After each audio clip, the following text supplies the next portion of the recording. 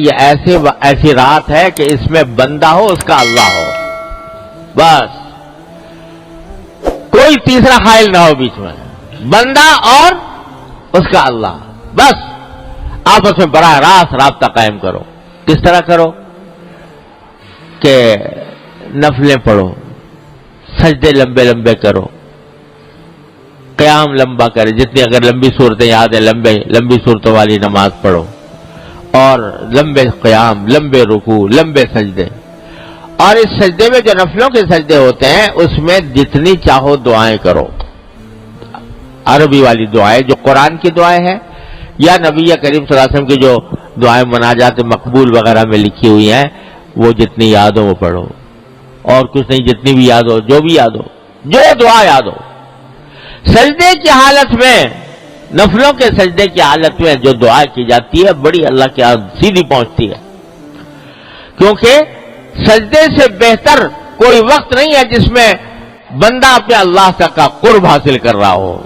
سب سے زیادہ قرب بندے کو سجدے کی حالت میں ہوتا ہے، تو اس وقت میں جو مانگو گے قریب ہو کے وہ انشاءاللہ اللہ تعالیٰ کے ہاں پڑھے۔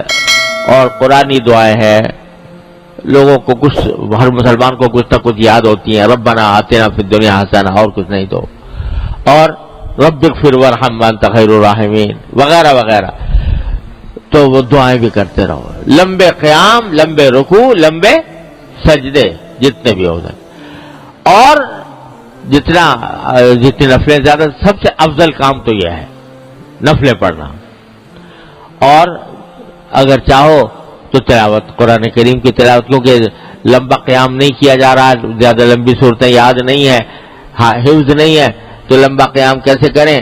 تو جتنا قیام اور رکوع سجدہ کر لو، اس کے بعد پھر قرآن کریم کی تلاوت، اس میں لگو وقت۔ سارے ذکر اذکار میں سب سے زیادہ افضل ذکر قرآن کریم کی تلاوت، اس سے زیادہ افضل کچھ نہیں۔ ایک ایک حرف پر 10 نیکیاں، ایک ایک حرف کی تلاوت پر 10 نیکیاں، اور رمضان میں 70 بڑھا دو اس کو، تو کتنی 700 ہو گئی، اور پھر شب قدر میں اللہ اکبر، اس کی کوئی حساب ہی نہیں، کوئی گنتی ہی نہیں، خیر من الف شہر۔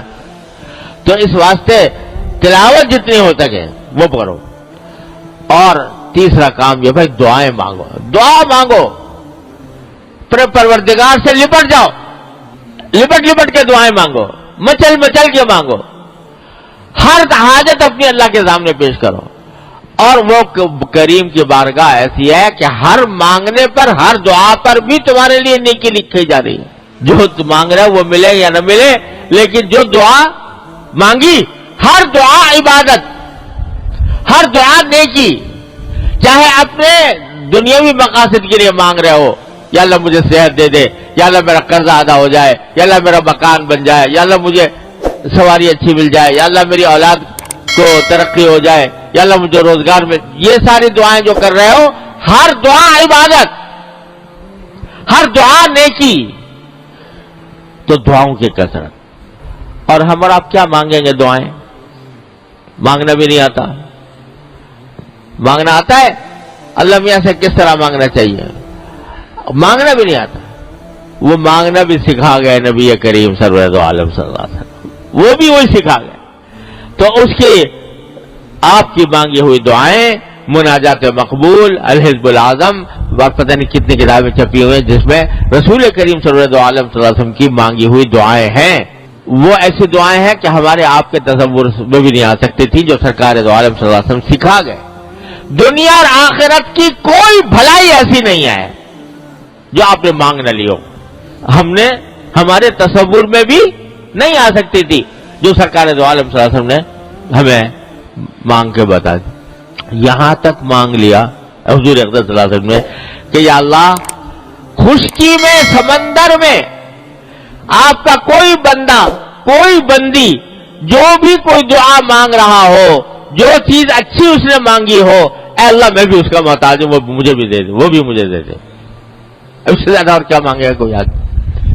یہ بھی مانگ کے بتا دیا کہ یا اللہ، آپ کے نبی کریم صلی اللہ علیہ وسلم نے جتنی دعائیں مانگی، جتنے کام جتنی اچھائیاں مانگی یا اللہ وہ سب میں مجھے دے دے، جتنی برائیوں سے نبی کریم صلی اللہ علیہ وسلم نے پناہ مانگی، اے اللہ میں ان سب کی پناہ میں آپ کی پناہ مانگتا ہوں، اس سے وہ دے دے۔ کوئی گوشہ چھوڑا نہیں، دنیا آخرت کی بھلائی کا کوئی گوشہ چھوڑا نہیں جو آپ نے مانگا نہ ہو۔ لہذا وہ دعائیں مانگیں، مناجات مقبول کے نام سے چھپی ہوئی ہے کتاب، اور حضور اقدس صلی اللہ علیہ وسلم کی مانگی ہوئی دعاؤں کی اور بھی کتابیں ہیں، حزب الاعظم بھی ہے اور پتہ نہیں کیا کیا ہے۔ تو وہ اس میں یہ 3 کام ہے کرنے کے، اور چلتے پھرتے اٹھتے بیٹھتے بہرحال انسان کی ضرورت ہے، کبھی اٹھتا ہے کبھی بیٹھتا ہے کبھی، تو چلتے پھرتے اٹھتے بیٹھتے کلمہ، تیسرا کلمہ سبحان اللہ والحمد للہ ولا الہ الا اللہ واللہ اکبر وللہ الحمد، یہ کل چلتے پھرتے زبان پہ ہو۔ یہ 4 کام ہیں، اس میں گزار دیں رات، نفلے، تلاوت، دعا اور چلتے پھرتے اٹھتے بیٹھتے ذکر اللہ تبارک و تعالیٰ کا۔ اللہ تبارک و تعالیٰ اس طرح اگر رات گزار لی تو امید ہے اللہ کا شکر۔ کیا امید ہے؟ کہ اگر 1000 مہینے تک راتیں اس طرح گزاری ہوتی تو اس سے بھی کہیں زیادہ فضیلت اور اس سے بھی زیادہ کہیں اجر اور فائدہ حاصل ہوگا اس ایک رات میں۔ پتہ نہیں ہے کون سی ہے، تو 5 ہی تو راتیں ہیں نا، 21، 23، 25، 27 اور 28۔